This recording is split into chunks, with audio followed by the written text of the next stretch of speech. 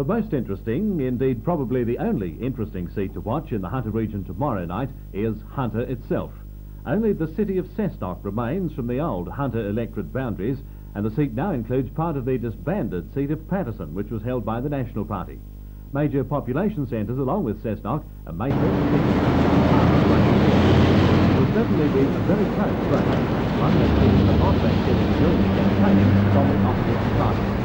First on the ballot paper comes the Liberal candidate, Dr. John Torres. How are you? How are today? It's good to go through all of that. Yeah. Problem up there. Don't have to be nervous. It's beautiful today, isn't it? The number one problem, of course, is unemployment, as it is in the whole Hunter region, where the level is nearly twice the national average, and it is going up, not coming down like the national unemployment figures. There's a lot that's got to be done. I think I can offer this, and the one area where unemployment can be helped is in the tourist industry. And I think it needs somebody, particularly in this area, to get together, to get all the people together, to hurry up government departments, to get private enterprise interested in the tourist industry, and of course first and foremost to get a Liberal government in Canberra so we can do something about penalty rates that are really holding this industry back. The campaign for the National Party candidate, John Torres, has been a strong one. National Party leader Ian Sinclair and Deputy Leader Ralph Hunt have added their weight at different times. This was 4 rural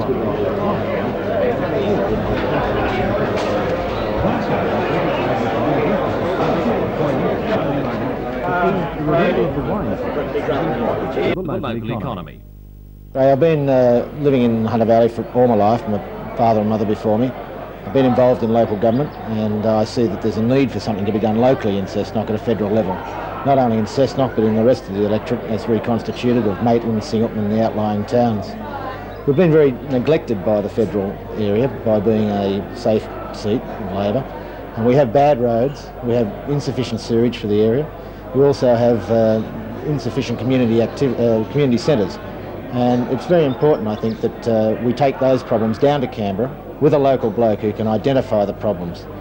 On the broader issues, the worries of the assets test, of course, we have an ageing population in the Cessnock and Maitland and Singleton areas, and it's important that I can put over to them in Canberra the problems of these people in this area. Also, I believe that the youth unemployment is one of the biggest problems we have. We're double the Australian average, and we must promote jobs for these young people, give them an opportunity to gain their self-respect and get some employment.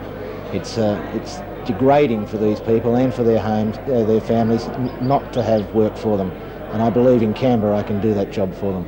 The man hoping to keep the seat of Hunter in the grasp of the Labor Party is Eric Fitzgibbon. Mr. Fitzgibbon is a teacher at the Cessnock High School. He was in local government for 15 years, 3 of them as mayor of Cessnock. It's there that he lives with his wife, Anne, and 4 children. Mr. Fitzgibbon says it's important for the area to have a direct voice in the Hawke government. There's not the slightest doubt that after December the 1st, there will be a Hawke Labor government. Now, with me in Parliament, the people of this electorate will have a strong voice in the government.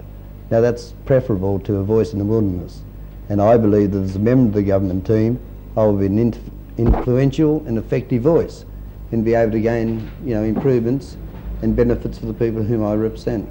Well, when you talk about improvements and benefits, what sort of things need improving and what sort of benefits can you bring? Well, there are many problems locally, but the prime thing that the Hawke government must continue doing is getting the economy and the nation on sound economic footing. Now, I'm no expert perhaps in business management and some of the financial details of governing a Commonwealth, but the Hawke team have proven that they have the experts, they have the expertise to get the country out of the sick state it was in when Hawke took office.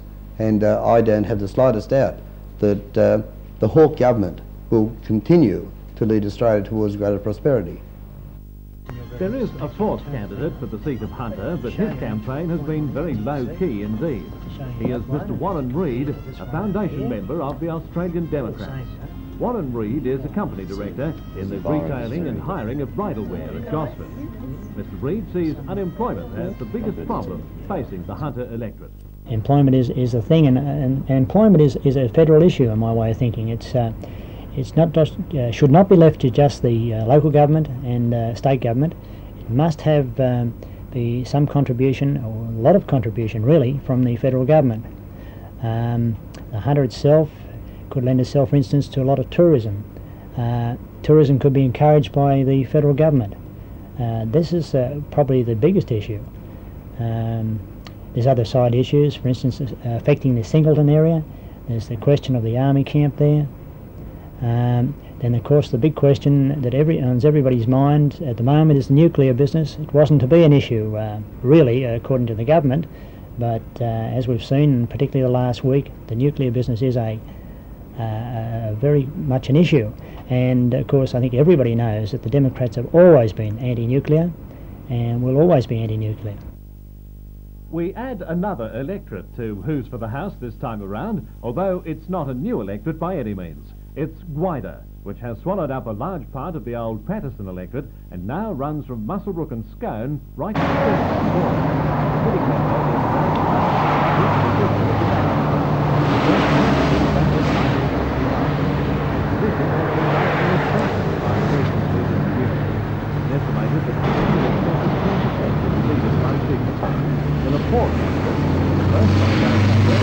ALP's Pam Smith.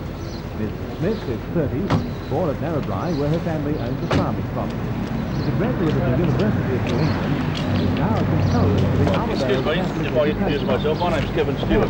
I'm the Director of the local government. This is Pam Smith. Now in the electorate of Gwydir. Social welfare. I believe that the people of Gwydir deserve a voice in the Hawke government.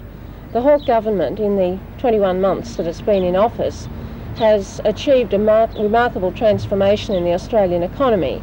Inflation has halved, there's been 250,000 jobs created, interest rates have gone down, there's a new optimism and confidence, and I want Gwydir to have a voice in that. And what is it you think you can do personally for the people of the electorate? I think I can give Gwydir a voice in that government.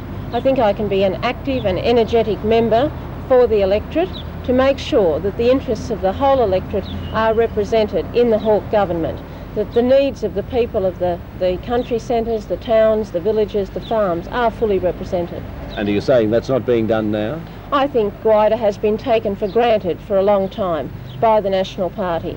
I want Gwydir to have a voice in an effective government, a successful government, such as the Hawke government. And the Hawke government does have the runs on the board when it comes to the economy. When I go around the electorate, people tell me how the mood has changed. They say in their own lives what inflation coming down has meant for them.